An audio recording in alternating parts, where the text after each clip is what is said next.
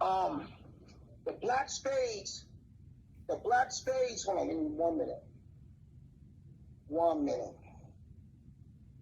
All right, let's go with the Chingaling Nomads first. The Chingaling Nomads started in 1976, and they have merged with the New Rochelle chapter of the Hell's Angels.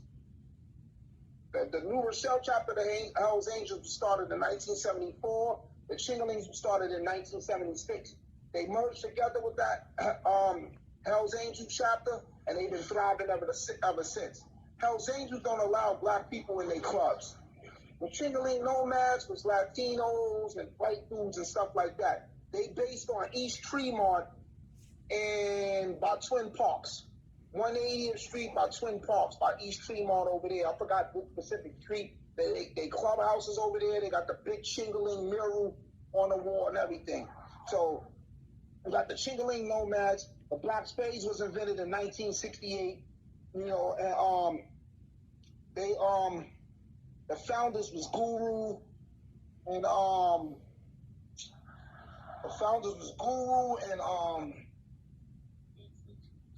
another dude named David Brockington, right? These are the founders of the Black You're not talking about Guru the rapper, right?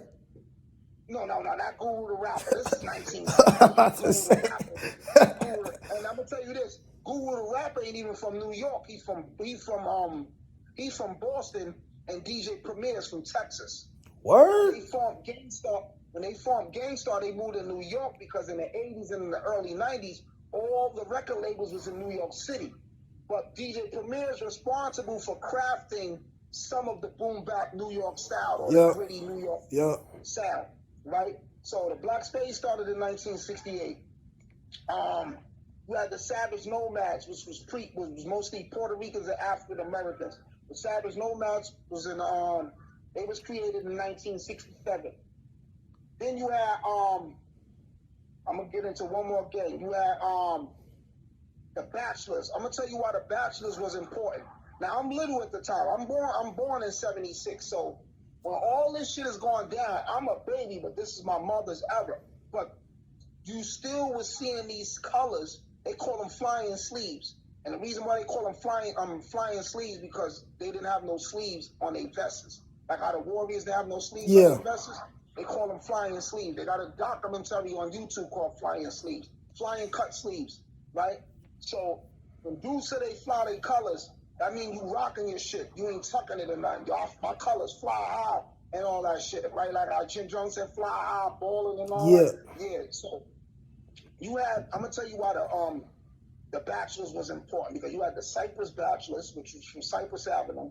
You had the Midnight Bachelors, the Supreme Bachelors, the Imperial Bachelors, the Soul Bachelors, and a bunch of other different bachelor sets, right? On 163rd and Prospect, you had the Ghetto Brothers.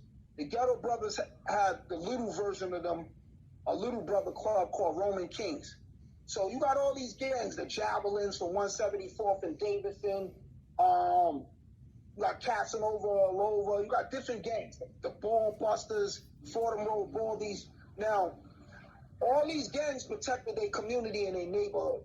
Like on Cortland, we had TNT Chinese. Oh, you had TNT Bachelors too. You had a gang called TNT Bachelors, and you had a gang called Seven Immortals. The Seven Immortals came from, I think, the Savage Nomads. It was like 7 elite niggas. They formed their own gang, but it only was 7 niggas. They all got super busy. They was called the Seven Immortals, right? So on Cortland, you had people that was Nomads. You had dudes that was Black Spades. You had different chapters. And you couldn't go to certain neighborhoods because niggas would chase you out. Niggas would fuck you up. You go to Fordham Road, the Fordham Road Baldies is on you. And the Fordham Road Baldies is mostly white niggas. They had a few black niggas too. But you go to Fordham Road, the Fordham Road Baldies is chasing you. They gonna pluck you the fuck out. You know what I'm saying? On 169 in Washington, you had the Ball Busters. You know what I'm saying? They was breaking niggas up. And back then, it was knuckle games, knife games, and shit like that. So, say me and you going to Clinton High School. The Clinton High School was where, like, the Javelins was at. Yeah.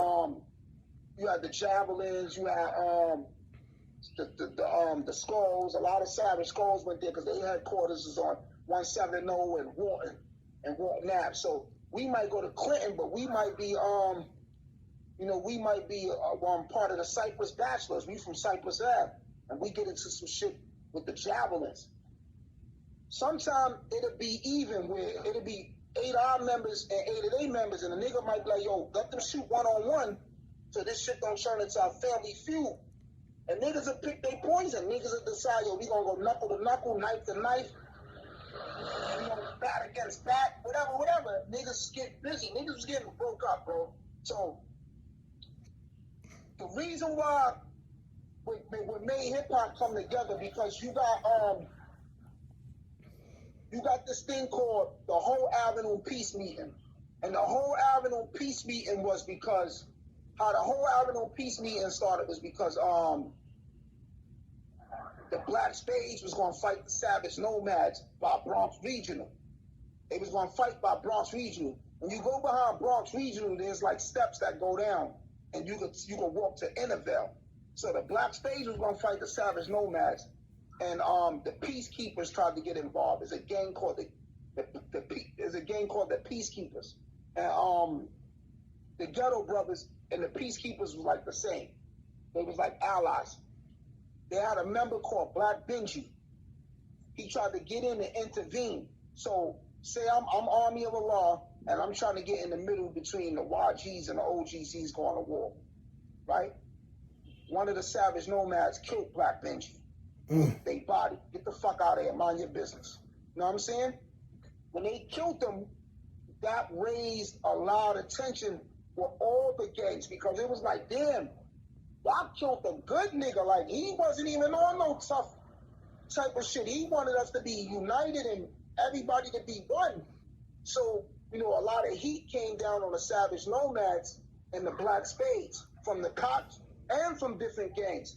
I don't know how the gangs would have succeeded if they would have tried to play with the Black Spades, though, because the Black Spades was the only street gang that was in all 5 boroughs. They had chapters in all 5 boroughs. You seen the Warriors, right? Yeah, I seen the Warriors. All right, you see the dude Cyrus that was the leader of the Riffs? Yeah. The black niggas with the hockey sticks and all that. Yeah. That's supposed to have been the Black Spades. That's supposed to have been the Black Spades. Oh, okay. You see how they broke the leader of the Warriors up at the beginning? The niggas Yeah. Marsh Rocks, they broke them up. Well, the Black Spades had chapters all over. The niggas had numbers, and they was deep, and they had all type of elite niggas. Niggas that could box, niggas that do kung fu, all type of shit. And then, see, that's another thing, too. We not talking about old dudes for the listeners. We ain't talking about old niggas. At the time, these dudes was 15, 16, 17, and 18. Where you had to know how to fight. You had to know how to fight. And a lot of these dudes was already at 16, 17. These dudes was 3rd and 4th and 5th degree black belts. A lot of these niggas was Golden Glove boxers, because you had the YMCAs, and then you had the PALs, the Police Athletic Leagues. They taught boxing at the YMCA. They taught boxing at the PALs. So a lot of gang dudes took up boxing because they know they was in gangs. They took up martial arts because they know they was in gangs, right? So that's like all these gangs now that just mysteriously shoot each other, niggas missing, killing innocent girls and all that. What up niggas really got on militant time? All right, we gang banging, let's start going to the shooting range. Yep. Let's start taking up military training, and niggas really know how to set booby traps and shit like that, right? So they gave a lot of these gangs their militancy because a lot of them looked up to Che Guevara. A lot of them wore the same tan hats that Che Guevara used to wear, that same hat he wear. A lot of them used to wear that with the military shit. A lot of gangs used to wear SWAT stickers, not because they